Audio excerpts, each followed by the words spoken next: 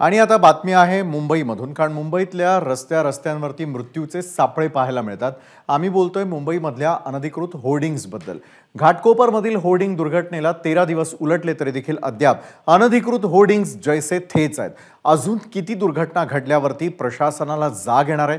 अजून किती जीव गेल्यावर अनधिकृत होर्डिंग्सवर कारवाई होणार आहे? हाच प्रश्न सध्या उपस्थित होतोय। अनधिकृत होर्डिंग मागचे विलन कोण आहेत?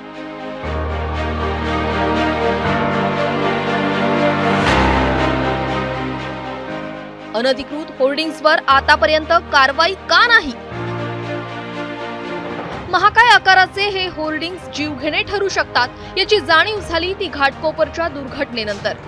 महापालिकेचे सर्व नियम पायदळी तुडवून मुंबईत असे असंख्य होर्डिंग्स लावले गेले, पण हे अनधिकृत होर्डिंग्स लावण्यामागे नेमकं जबाबदार कोण आहे याचा शोध घेण्याचा प्रयत्न केला तेव्हा प्रत्येक जण याची वेगवेगळी कारणं देऊ लागला। मुंबई महापालिका ॲक्शन मोडवर आलेली पाहायला मिळते। सध्या मी दादर परिसरात आहे आणि दादर परिसरात जे मोठे होर्डिंग्स आहेत, जे नियमबाह्य पद्धतीने अनधिकृतरित्या लावले गेले होते, ते होर्डिंग्स आता निष्कासित करण्याची जी कारवाई आहे ती मुंबई महापालिकेकडून केली जाते। 40 बाय 40 फूट अशा प्रकारचा नियम होर्डिंग लावताना मुंबई महापालिकेचा आहे, मात्र त्यापेक्षा अधिक आकाराचे होर्डिंग्स होते आणि त्यामुळेच हे होर्डिंग्स आता दादर रेल्वे स्टेशन परिसरातले काढून टाकण्यात येत आहेत। घाटकोपरच्या दुर्घटनेनंतरही अनधिकृत आणि मोठ्या आकाराचे होर्डिंग्स का काढले गेले नाहीत हेही जाणून घ्या।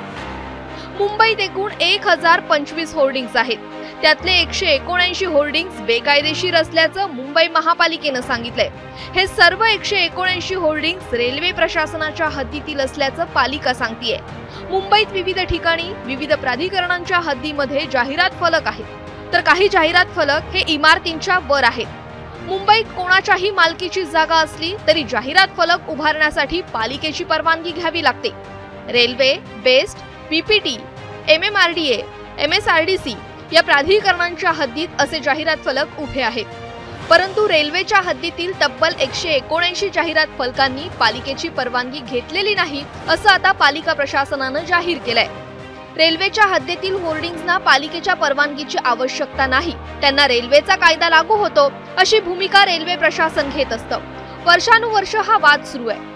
रेल्वेच्या हद्दीतील जाहिरात फलकांवरून पालिका प्रशासनानं आतापर्यंत अनेकदा रेल्वेला नोटीस बजावली आहे, मात्र रेल्वेने पालिका प्रशासनाला कधीही जुमानलं नाही असं पालिकेच्या अधिकाऱ्यांचं म्हणणं आहे। फक्त मुंबईत नाही, पूर्ण राज्यभरामध्ये अशा प्रकारचे without licence, without permission hoarding आहेत, नॉर्म्सच्या बाहेर मोठी होर्डिंग लावलेली आहेत। या सर्व होर्डिंगवर कारवाई करणे, होर्डिंग कापून टाकणे, त्यांच्यावर गुन्हा दाखल करणे, त्यांच्यावर कारवाई करण्याच्या सूचना दिल्यात। जे अधिकृत आहेत, परमिशन घेतलेले आहेत, त्यांचं देखील स्ट्रक्चरल ऑडिट झालं पाहिजे अशा देखील सूचना दिलेल्या आहेत। मुंबई शहरामध्ये मोठे होर्डिंग्स लावताना त्या होर्डिंगचा आकार 40 बाय 40 फुटापर्यंत असावा, तरच मुंबई महापालिका त्याला परवानगी देते।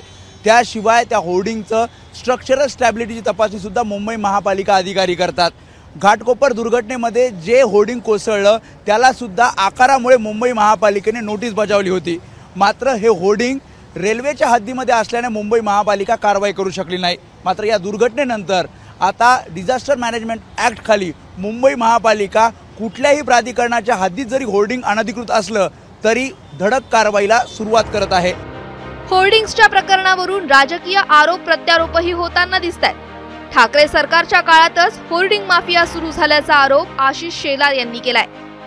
या होर्डिंगचा एक माफिया झालेला आहे आणि या होर्डिंग माफियांना ज्या वेळेला आदित्य ठाकरेजी मंत्री होते, महानगरपालिकेत आदित्यजी सांगायचे आणि तत्कालीन आयुक्त काम करायचे, या सगळ्या होर्डिंग माफियांना अभय आदित्य ठाकरे यांचा आहे आणि याची चौकशी झाली पाहिजे ही माननीय मुख्यमंत्र्यांकडे मी मागणी करतोय। मुंबईतील अनधिकृत होर्डिंग्सवर मुंबई महापालिका जरी धडकपणे कारवाई करत असली तरी या दुर्घटनेची प्रशासन म्हणून जबाबदारी घेताना चालढकल केली जाते, तर दुसरीकडे राजकीय आरोप प्रत्यारोप होत आहेत। त्यामुळे भविष्यात अशा प्रकारची दुर्घटना पुन्हा होऊ नये यासाठी थातुरमातुर कारवाई न करता किंवा तात्पुरती कारवाई न करता मुंबईतील जेवढे अनधिकृत आणि आकाराने महाकाय असे होर्डिंग्स आहेत ते तातडीने निष्कासित करण्याची गरज आहे, जेणेकरून प्रशासनाच्या हलगर्जीपणामुळे सर्वसामान्यांचे जीव जाणार नाहीत। कॅमेरामॅन रुपेश शेलारसह वेदांत नेब, ABP माझा, मुंबई। एबीपी माझा, उघडा डोळे बघा नीट.